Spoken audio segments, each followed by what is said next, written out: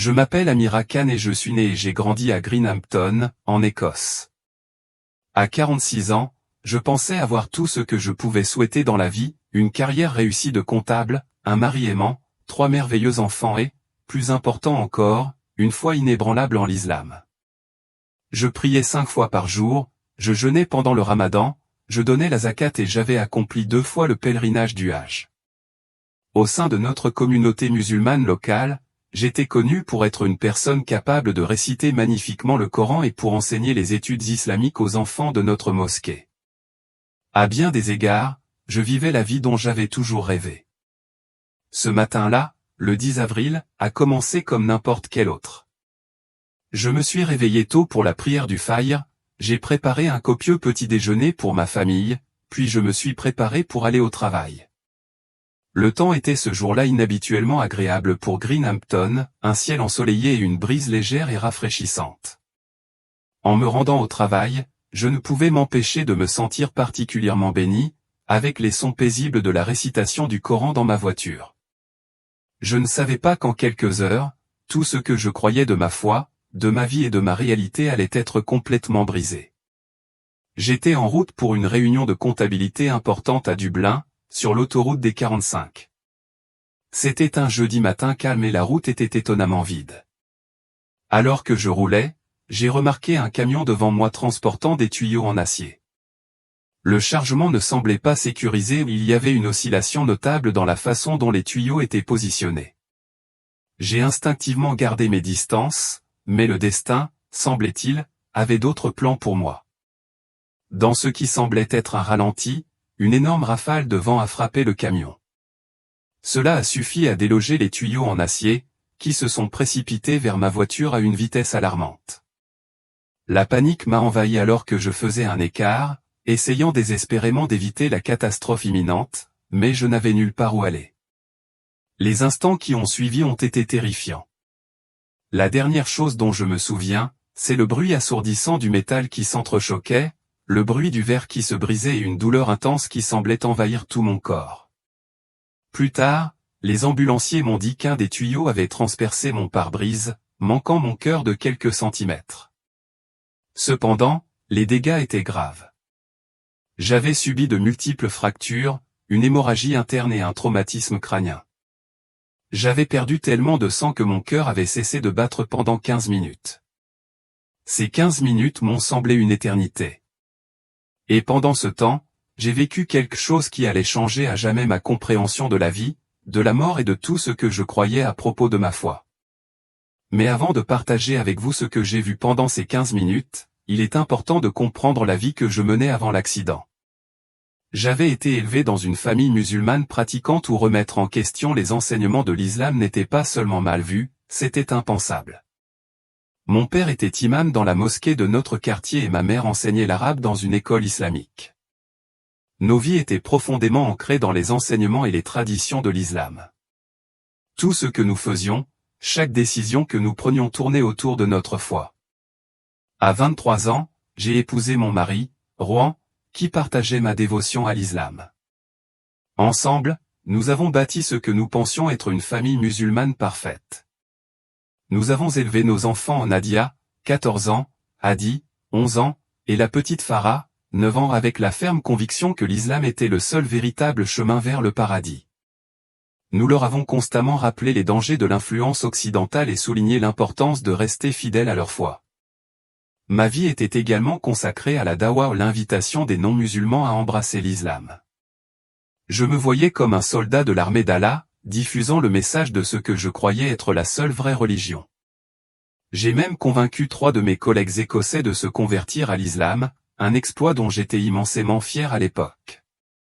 Mais ma vie n'a pas seulement été façonnée par la foi, elle a aussi été profondément influencée par des pratiques culturelles qui, comme je m'en rends compte aujourd'hui, étaient ancrées dans la peur et le contrôle. Je portais le hijab non seulement comme symbole de modestie, mais aussi comme moyen de me distancer de ce que l'on m'avait enseigné comme un monde corrompu. Je me tenais à distance des amitiés proches avec des non-musulmans, de peur qu'ils ne m'égarent. Je refusais de participer aux réunions de vacances au travail, convaincu que cela compromettrait ma foi et mon engagement envers l'islam. L'ironie du sort était que, Malgré mon apparence de piété, il y avait des moments de doute, des moments que j'essayais désespérément de réprimer. Tard le soir, quand le monde était calme, je me débattais avec des questions auxquelles je ne savais pas répondre. Pourquoi la condamnerait-il des gens bons et gentils à l'enfer simplement parce qu'ils ne suivaient pas le même chemin que celui que l'on m'avait appris à suivre? Pourquoi le témoignage d'une femme valait-il la moitié de celui d'un homme dans la loi islamique? Chaque fois que ces doutes surgissaient, je cherchais refuge dans la prière et la récitation du Coran, me persuadé que Satan essayait de me tromper. Je me souviens de la dernière conversation que j'ai eue avec ma fille, Nadia, le matin de l'accident. Elle m'avait demandé pourquoi sa meilleure amie non musulmane, Chloé, irait en enfer, alors qu'elle était une personne si gentille et compatissante. Je lui ai donné la réponse standard, celle qu'on m'avait toujours apprise, croire en la mauvaise religion signifiait la damnation éternelle. Mais même en prononçant ces mots, il me semblait creux, comme si quelque chose n'allait pas, et au fond de moi, je me demandais si je pouvais encore concilier ces croyances avec le monde que j'avais appris à connaître. En y repensant, je me rends compte que je vivais dans une bulle de croyances soigneusement construite que j'avais eu trop peur d'examiner de trop près. Je trouvais du réconfort dans les rituels, le sentiment d'appartenance à ma communauté et la certitude inébranlable que l'islam m'apportait. J'avais l'habitude de juger les autres en fonction de leur adhésion à la loi islamique, tout en fermant les yeux sur les contradictions et les dilemmes éthiques qui existaient en silence au sein de mon propre système de croyances. La matinée de l'accident avait commencé comme toutes les autres. J'avais assisté à une prière à l'aube à la mosquée, où l'imam avait prononcé un discours passionné sur l'importance de rester ferme dans notre foi dans un monde qui s'en éloignait de plus en plus. Il nous avait mis en garde contre les tromperies du christianisme et des autres religions, nous exhortant à rester inébranlables. J'ai hoché la tête, rassuré dans ma conviction d'être sur la bonne voie. Si seulement j'avais su à quel point j'avais tort. Alors que je roulais sur la D45 ce matin fatidique, j'écoutais une conférence sur les miracles du prophète Mahomet. L'orateur racontait l'histoire de la façon dont Mahomet avait fendu la lune en deux, une affirmation que j'avais toujours acceptée sans poser de questions, malgré son absurdité croissante.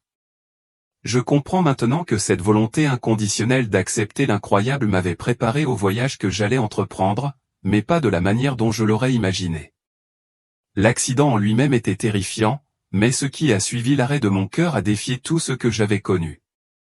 Alors que les ambulanciers travaillaient frénétiquement pour relancer mon cœur, ma conscience s'est séparée de mon corps brisé et j'ai commencé un voyage qui allait briser les fondements même de tout ce en quoi je croyais.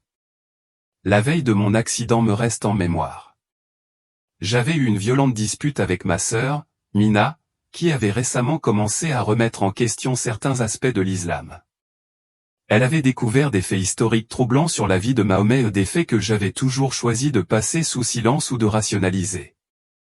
Elle a évoqué son mariage avec Aïcha, les raids contre les caravanes et les exécutions de détracteurs. Ces révélations l'ont profondément ébranlée et elle a cherché des réponses auprès de moi. Dans ma peur, j'ai balayé ses inquiétudes avec des excuses répétées. Tu es influencé par la propagande occidentale, lui ai-je dit sèchement. Ces orientalistes déforment tout pour faire passer l'islam pour un mauvais. Tu dois renforcer ton iman. À l'époque, je ne pouvais pas supporter l'idée d'affronter les vérités qu'elle découvrait. J'étais trop investi dans mon identité de musulmane pour même envisager que ce que je croyais puisse être erroné. En y repensant, je réalise maintenant que c'était moi qui refusais de voir la vérité. J'avais passé une grande partie de ma vie à construire mon identité autour de l'islam, consacrant d'innombrables heures à mémoriser le Coran, à enseigner dans les madrasas et à défendre l'islam contre les critiques. L'idée même que tout ce qui m'était cher puisse être basé sur des mensonges était trop terrifiante à envisager. Mon mari, Riswan, a remarqué ma distraction croissante ce soir-là alors que nous étions assis pour dîner. Il m'a demandé ce qui me dérangeait, mais je ne lui ai pas fait part des doutes que Mina avait soulevés. J'avais peur qu'il réagisse de la même manière qu'il avait fait lorsque sa propre cousine avait quitté l'islam des années auparavant, en coupant tout lien avec elle. Au lieu de cela, j'ai haussé les épaules et j'ai marmonné quelque chose à propos du stress au travail. Cette nuit-là, je n'ai pas pu dormir. Mes pensées étaient absorbées par les paroles de Mina et par la vague montante de doutes que j'avais passé des années à réprimer. J'ai pensé à Chloé, la meilleure amie non musulmane de ma fille, et à sa famille, des gens gentils, généreux et activement impliqués dans leur communauté.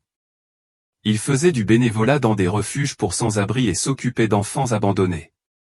Selon mes croyances, ces gens bons et compatissants étaient destinés à l'enfer éternel simplement parce qu'ils n'étaient pas musulmans.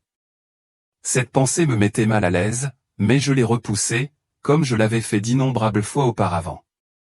Je me suis levé et j'ai fait la prière de Tahajjud, cherchant du réconfort dans les rituels familiers. J'ai récité la sourate Yassine, mon chapitre préféré du Coran, en espérant que les mots apaiseraient mon cœur troublé. Pendant un moment, ils l'ont fait.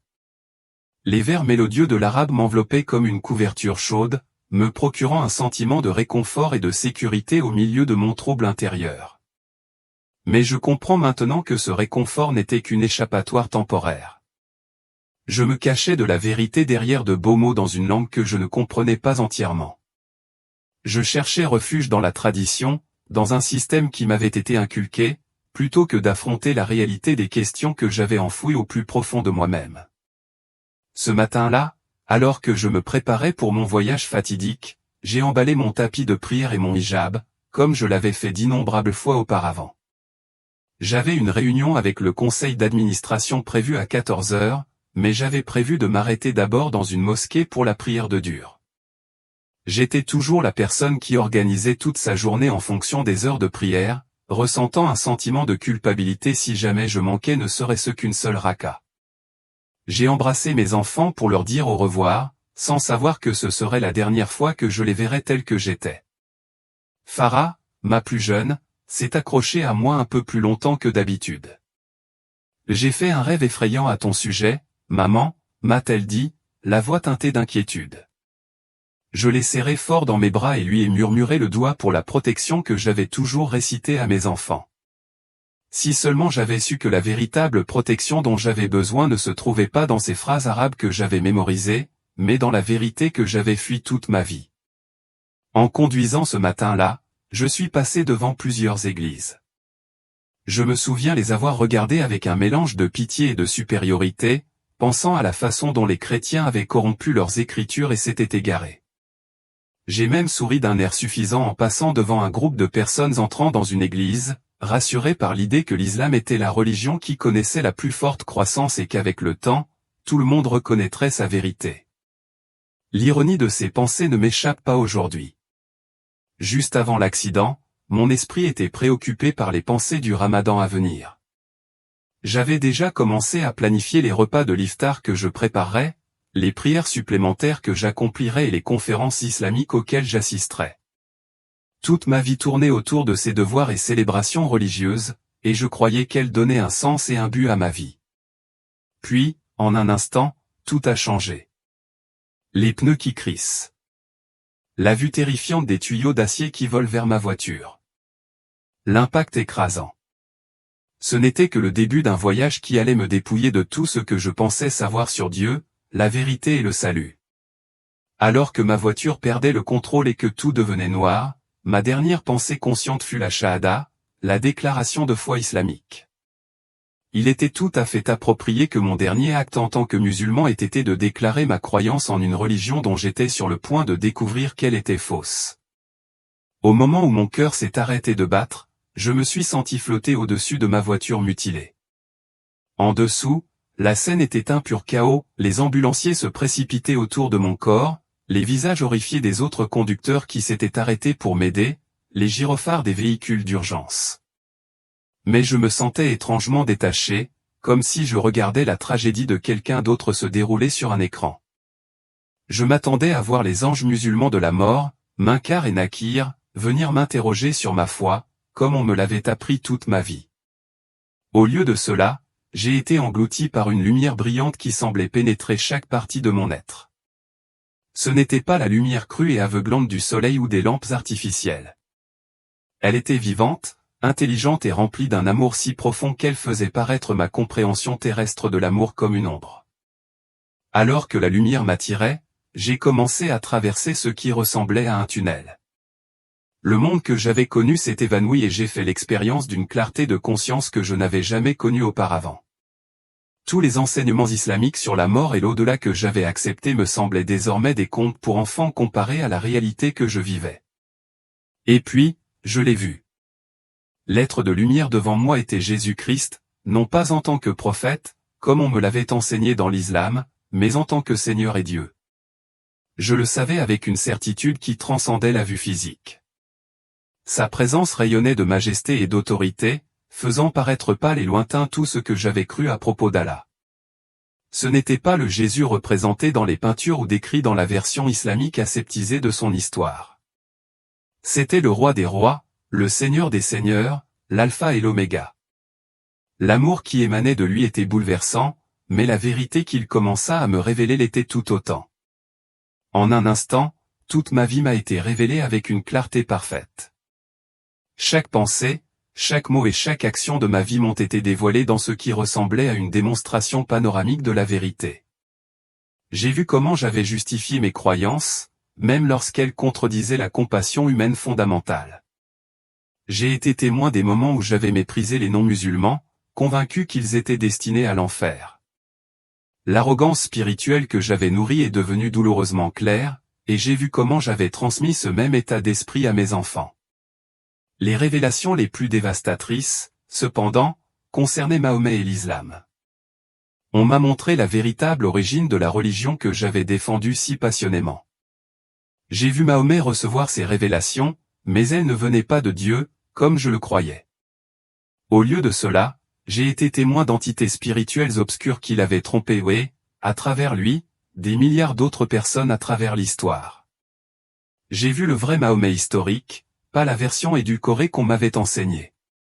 Les événements de sa vie se déroulaient avec une clarté parfaite, la violence, les manœuvres politiques et les révélations opportunes qui semblaient toujours correspondre à ses désirs personnels. Chaque scène transperçait mon cœur comme un poignard, brisant les fondements de tout ce que je croyais. Le plus douloureux a été de voir comment ces tromperies s'étaient propagées de génération en génération, capturant les chercheurs sincères de la vérité dans un réseau de faux enseignements. J'ai vu mes parents, mes grands-parents et mes ancêtres, tous piégés dans ce système.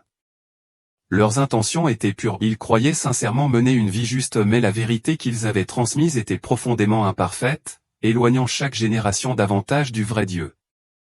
Jésus m'a montré comment l'islam avait pris des fragments de vérité et les avait mélangés avec du mensonge, créant un système de croyances qui obscurcissait sa véritable nature et le véritable chemin vers le salut. J'ai vu comment le concept islamique d'Allah, tout en empruntant à la vérité d'un Dieu unique, avait déformé sa nature en quelque chose de lointain, légaliste et dur. Au fur et à mesure que ces révélations se poursuivaient, j'ai pris conscience de la présence d'anges, pas les anges islamiques auxquels je m'attendais, mais de magnifiques êtres de lumière. Leur présence même témoignait de la véracité de ce que je voyais. Il ne s'agissait pas des créatures ailées de l'imagination populaire, mais d'êtres impressionnants dont la nature et le but transcendaient tout ce qu'on m'avait enseigné. L'un d'eux s'est avancé aussi, bougé, est le bon terme dans cette dimension et a commencé à révéler des versets spécifiques du Coran. Pour la première fois, je les ai vus avec des yeux spirituels. Leur véritable origine et leur but ont été dévoilés, et j'ai compris comment ils avaient été conçus pour éloigner les gens du Christ. Le mélange astucieux de vérité et d'erreur est devenu aussi évident que de voir le fonctionnement d'une tromperie complexe soudainement exposée à la lumière. On m'a montré comment l'enseignement islamique selon lequel Jésus n'était qu'un prophète était un mensonge critique. La réalité spirituelle de sa nature divine, sa mort sur la croix, que l'islam nie, et sa résurrection m'ont été dévoilées. La vérité était si vivante, si indéniable, que mes anciennes croyances me semblaient désormais des malentendus enfantins. Puis vint une révélation qui était presque trop douloureuse à supporter. On m'a montré le sort des âmes qui étaient mortes en croyant en l'islam. Il s'agissait de personnes qui avaient été trompées jusqu'à leur dernier souffle, pour découvrir trop tard qu'elles avaient cru à un mensonge. L'angoisse de leur prise de conscience était insupportable à voir. J'ai vu mon oncle récemment décédé, un hafiz qui avait consacré toute sa vie à mémoriser et à enseigner le Coran. Il se tenait dans le tourment, aux prises avec la vérité horrible selon laquelle l'œuvre de sa vie avait été construite sur une fausse fondation. Les révélations se sont poursuivies avec une clarté implacable. On m'a montré la réalité spirituelle derrière chacun des 5 piliers de l'islam.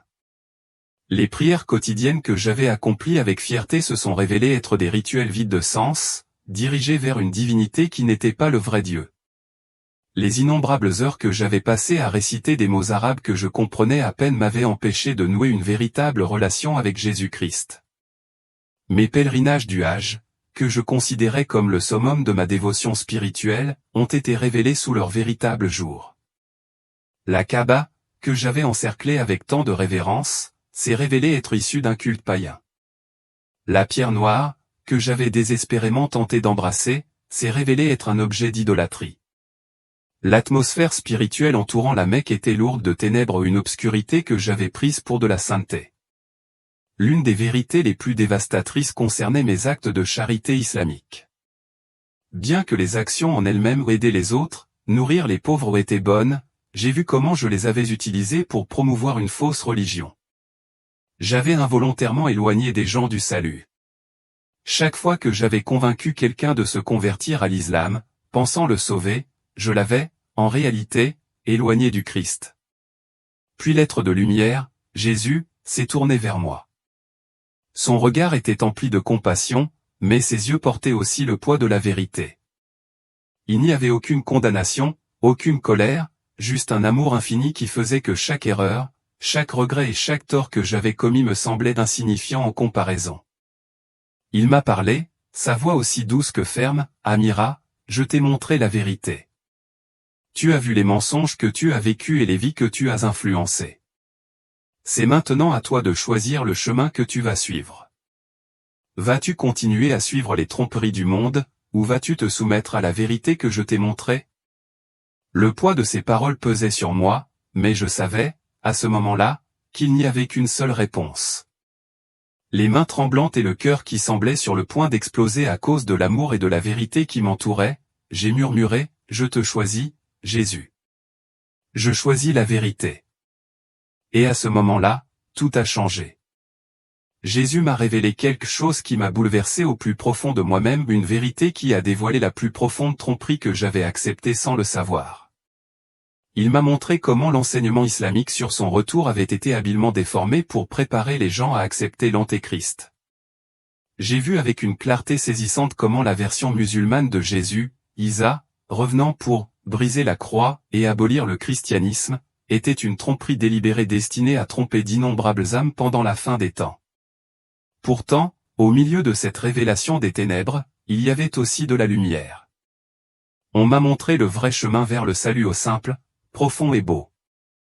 C'était la foi en Jésus-Christ, une relation fondée sur un repentir sincère, des sacrements et de bonnes œuvres faites en son nom.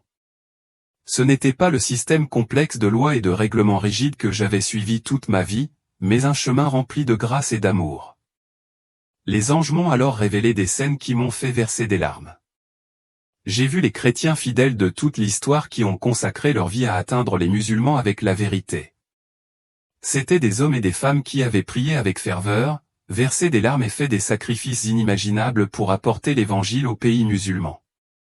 Certains avaient même donné leur vie pour cette cause, mourant en martyrs pour le Christ. Leur dévouement et leur courage contrastaient fortement avec le rejet et la persécution auxquels ils avaient souvent été confrontés. J'ai ensuite été transporté pour être témoin de l'Église chrétienne primitive. La pureté de leur foi, leur dévotion inébranlable et leur lien direct avec Dieu par le Christ ne ressemblaient à rien de ce qu'on m'avait enseigné. La puissance du Saint-Esprit se déplaçait parmi eux avec une réalité indéniable. Ce n'était pas la version déformée de l'histoire chrétienne que j'avais été amené à croire, c'était une foi vivante, respirante et enracinée dans la vérité. Puis est venue la partie la plus personnelle et la plus angoissante de la révélation. On m'a montré l'avenir qui attendait mes enfants s'ils continuaient dans l'islam. J'ai vu leur cécité spirituelle s'approfondir avec le temps, leur cœur s'endurcir à mesure qu'ils devenaient plus dévoués aux enseignements de l'islam. La vue de mes précieux enfants s'éloignant de plus en plus du Christ m'a rempli d'une tristesse que je ne peux pas décrire complètement. Mais il y avait de l'espoir. Jésus m'a montré un autre avenir possible, un avenir où mes enfants apprendraient à le connaître. Dans cette vision, j'ai vu la paix et la joie authentique qui les attendaient, la relation profonde qu'il pourrait avoir avec Dieu et la vie éternelle dont il pourrait hériter. Cet espoir m'a donné du courage pour ce que je savais que j'aurais à affronter si je revenais à la vie. Tout au long de ces révélations, j'étais parfaitement consciente d'être en présence de la vérité absolue. Ce n'était pas comme lire un livre ou écouter une conférence, c'était la vérité transmise directement à mon âme. Chaque tromperie était exposée, chaque mensonge découvert et chaque vérité rendue claire comme du cristal. Les anges m'ont montré comment Satan avait utilisé l'islam pour créer un système qui semblait pieux en surface, mais qui était conçu pour empêcher les gens de connaître le vrai Dieu. L'obligation de prier en arabe, l'accent mis sur des lois rigides, la peur de remettre en question ou de douter et les sanctions sévères en cas de renoncement à l'islam, tout cela a servi de chaîne pour maintenir les gens prisonniers de la tromperie spirituelle. Une révélation m'a profondément frappé, la véritable signification spirituelle du port du hijab. Si la modestie est une vertu, j'ai vu comment l'accent mis par l'islam sur les couvertures extérieures symbolisait un bandeau spirituel, un voile sur le cœur et l'esprit des musulmans, les empêchant de voir la vérité du Christ. Ce qui suivit fut la partie la plus intense de mon expérience. Jésus m'emmena voir ce que les musulmans appellent le « voyage nocturne » de Mahomet. Au lieu de la glorieuse ascension spirituelle que j'avais toujours crue, j'ai vu la vraie nature des entités qui avaient trompé Mahomet dans la grotte. Il ne s'agissait pas de l'ange Gabriel, mais d'êtres spirituels obscurs se faisant passer pour la lumière. J'ai regardé avec horreur ces entités élaborer une religion destinée à éloigner des millions de personnes du salut. Puis Jésus m'a montré la véritable signification de sa crucifixion, une vérité que l'islam nie explicitement. J'ai fait l'expérience, dans une certaine mesure, de la réalité spirituelle de ce qui s'est passé sur la croix.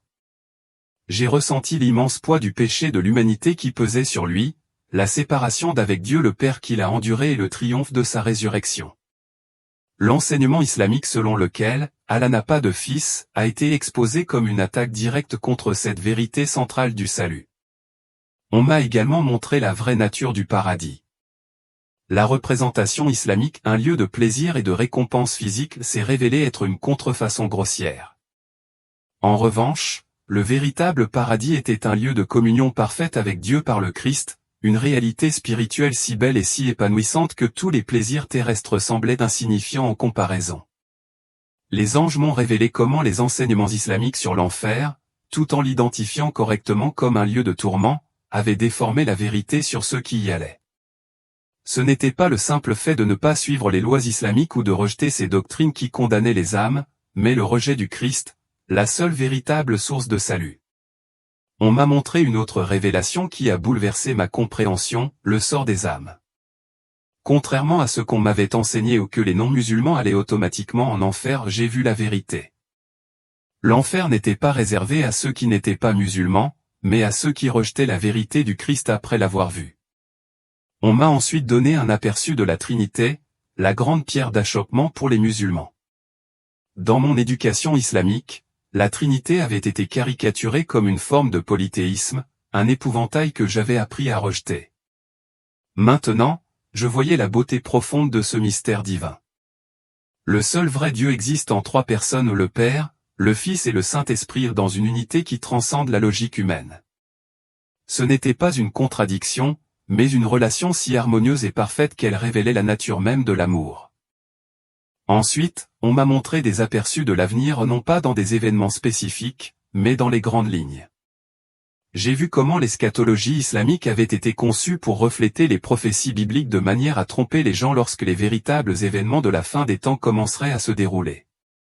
Des masses de musulmans étaient égarés, interprétant les événements en cours à travers un prisme façonné par de faux enseignements. Mais même sous le poids de ces révélations, le sentiment accablant que j'ai ressenti était l'amour.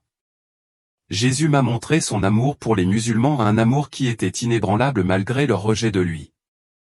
J'ai senti son cœur se briser pour chaque musulman sincère qui priait 5 fois par jour face à la Mecque, croyant adorer le vrai Dieu, mais qui était inconsciemment éloigné de lui. Les anges m'ont montré des versets bibliques spécifiques, des passages que l'on m'avait enseignés comme étant corrompus. J'ai compris leur véritable signification et comment les interprétations islamiques les avaient déformés pour les adapter à un récit différent. On m'a montré que la Bible était la parole préservée de Dieu, qui tenait bon malgré des siècles de tentatives pour la discréditer et la déformer. Puis, j'ai été amené plus profondément dans les réalités spirituelles derrière les pratiques islamiques que j'avais fidèlement suivies. Le jeûne du Ramadan, qui, je croyais, purifiait mon âme, s'est révélé être un substitut à la véritable purification spirituelle qui ne vient que par le sang du Christ.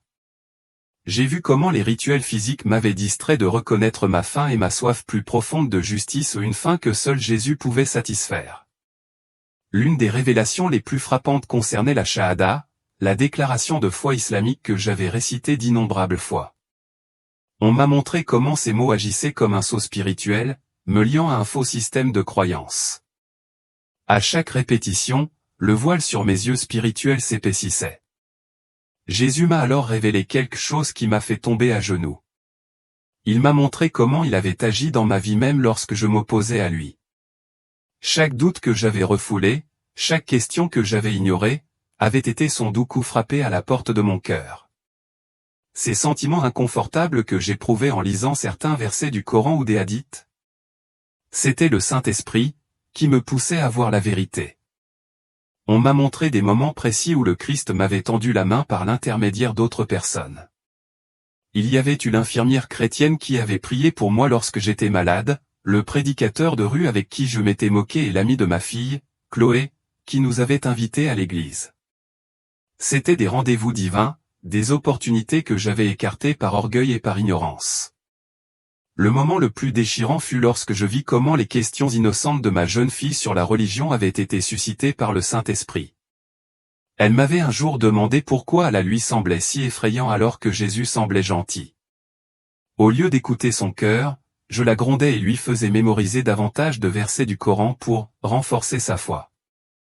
Je voyais alors comment je l'avais involontairement forcé à construire des murs contre la vérité même que son cœur pur avait ressentie. Puis vint une vision qui me brisa le cœur.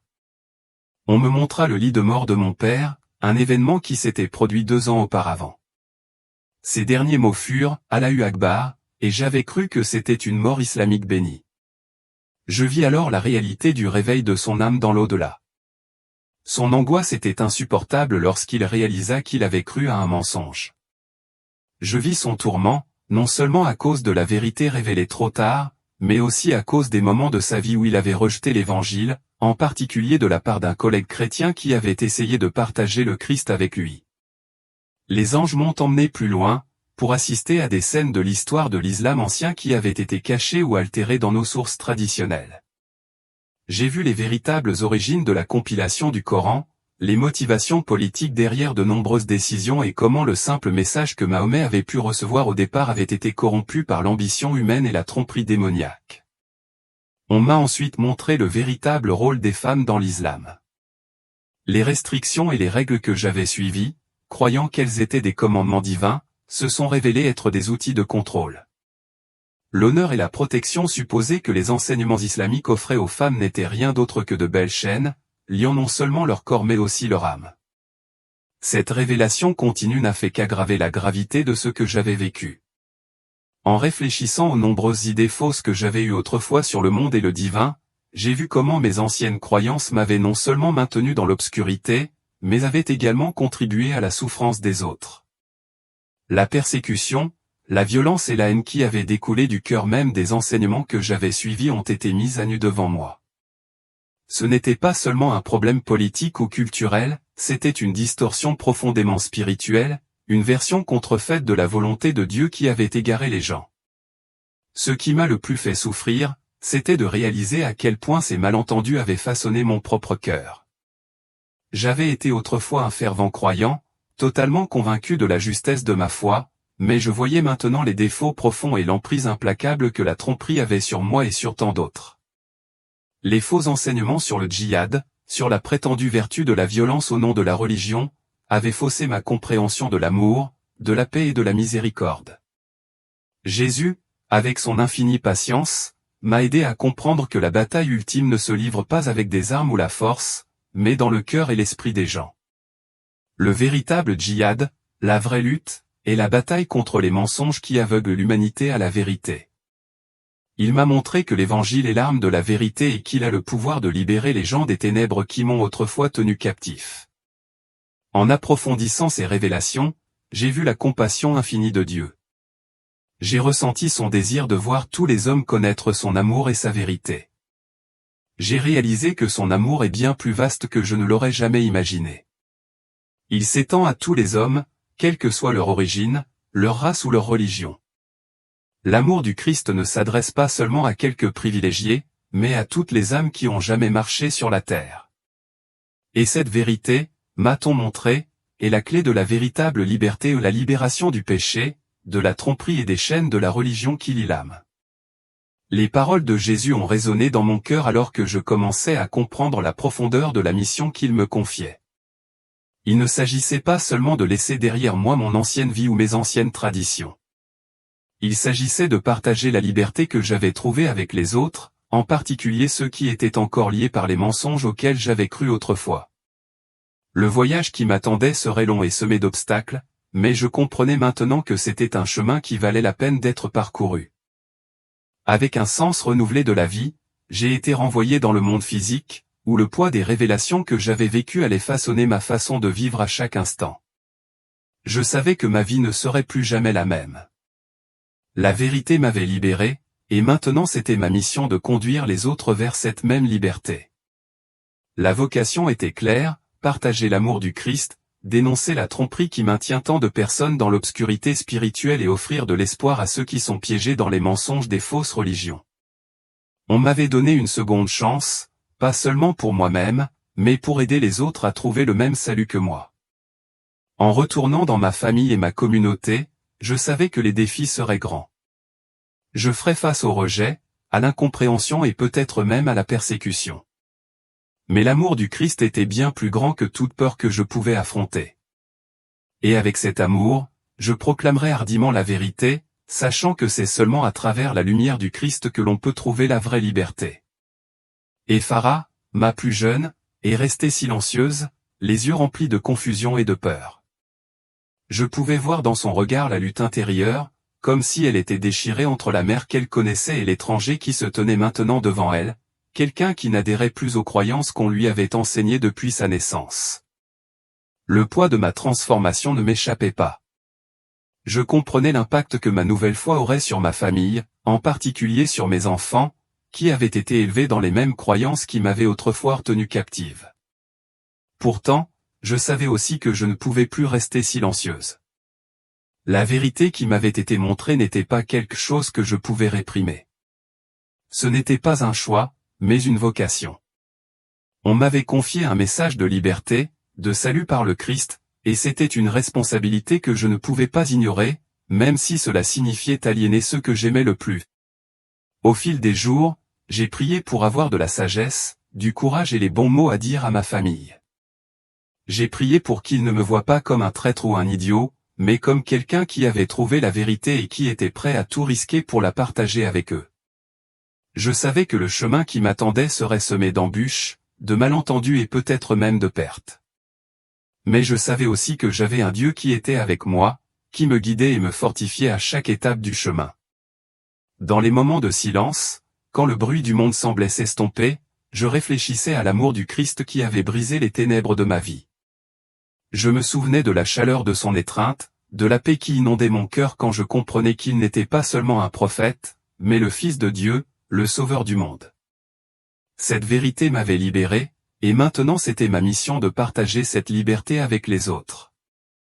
Un après-midi, alors que j'étais assise dans la chambre d'hôpital, Rizwan est revenu. Son visage était fatigué, ses yeux étaient lourds du poids de son conflit intérieur. « Je ne comprends toujours pas », a-t-il dit doucement, assis à côté de moi. « Comment peux-tu tourner le dos à tout ce que nous avons connu ? À tout ce que nous avons construit ensemble ?» J'ai croisé son regard, mon cœur se serrant d'amour et de compassion pour lui. « Rizwan, ai-je commencé doucement, je ne t'ai pas tourné le dos, ni à toi ni à notre famille. Je t'aime toujours et je t'aimerai toujours. Mais on m'a montré la vérité que Jésus est Seigneur. Je ne peux pas le nier, et je ne le ferai pas. Je ne te demande pas d'y croire, mais j'ai besoin que tu comprennes que ce n'est pas juste une phase ou une illusion. C'est la réalité de ce que j'ai vécu. C'est la vérité, Rizwan, et c'est la seule vérité qui peut nous libérer. Ses yeux se remplirent de larmes. Pendant un instant, je vis l'homme que j'avais épousé, l'homme que j'avais autrefois profondément aimé, mais qui se débattait maintenant avec la même tromperie qui m'avait lié pendant si longtemps. Je ne sais pas quoi dire, murmura-t-il. Mais tu n'as pas à dire quoi que ce soit, répondis-je. Je te demande simplement de m'écouter. Je ne veux pas te perdre, Rizwan. Mais je ne peux pas retourner à la vie que j'avais avant. Mon cœur appartient désormais à Jésus et il m'a montré un amour qui surpasse tout le reste. Le silence qui suivit fut pesant, mais il n'était pas rempli de colère ou de rejet. Il était rempli d'une tristesse profonde et douloureuse qu'aucun de nous ne savait comment surmonter.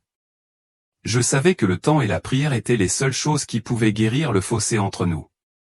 Mais je savais aussi que je ne pouvais pas faire de compromis sur la vérité qui m'avait été donnée. Les jours suivants furent remplis de tension, alors que ma famille continuait à digérer ma décision. Les réactions de mes enfants restèrent variées.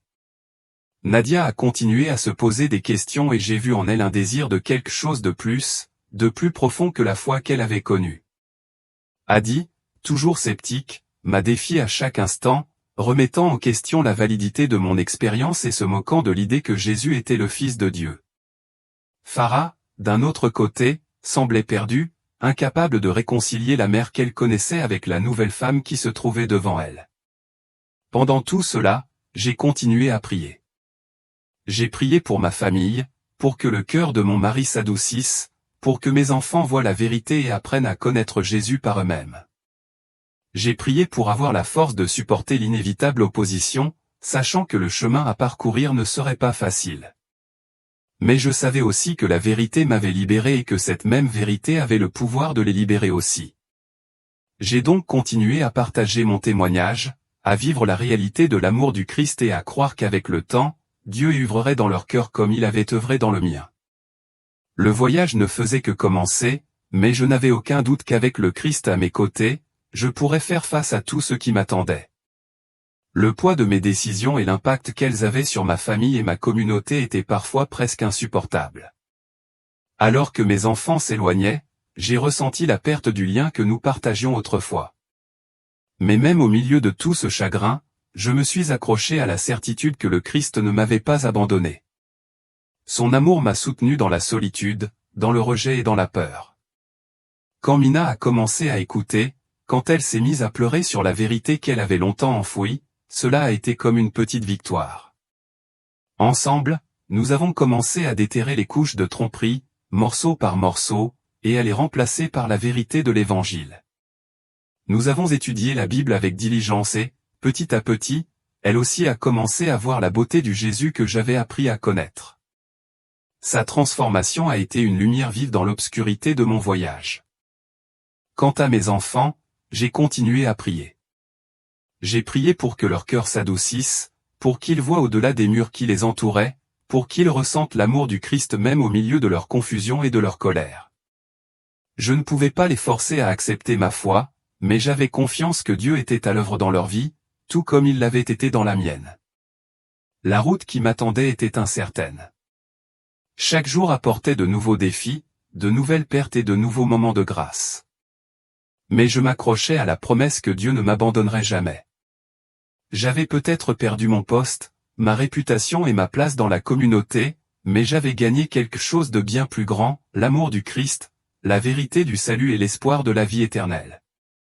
En continuant à partager mon histoire, je me suis rendu compte que chaque personne à qui je parlais, chaque âme que j'atteignais, était une autre étape dans l'accomplissement de la mission pour laquelle j'avais été renvoyé. La vérité se répandait, discrètement au début, mais progressivement. Et pour chaque rejet auquel je faisais face, pour chaque porte qui se refermait, Dieu en ouvrait une autre. J'ai trouvé de la force dans la communion avec d'autres anciens musulmans, dans les prières de ceux qui comprenaient ma douleur et dans la certitude que mon témoignage, mon histoire, avait le pouvoir de changer des vies. J'avais peut-être beaucoup perdu, mais j'avais tout gagné. Et à mesure que j'avançais dans ma nouvelle vie, je savais que je n'étais pas seul. Le Christ était avec moi, me guidait, me fortifiait et utilisait mon histoire pour amener les autres à sa lumière. Je savais qu'un jour, mes enfants comprendraient. Un jour, ils verraient la vérité et seraient eux aussi libérés. En attendant, je continuerai à prier, à partager et à croire que le plan de Dieu se déroulait d'une manière que je ne pouvais pas encore comprendre. Si vous êtes arrivé jusqu'ici dans mon histoire, n'oubliez pas d'aimer, de vous abonner et d'activer la cloche de notification pour rester informé de nouveaux témoignages comme le mien. Votre soutien aide à diffuser ces vérités qui changent la vie à d'autres personnes qui ont besoin de les entendre. Ensemble, nous pouvons faire la différence.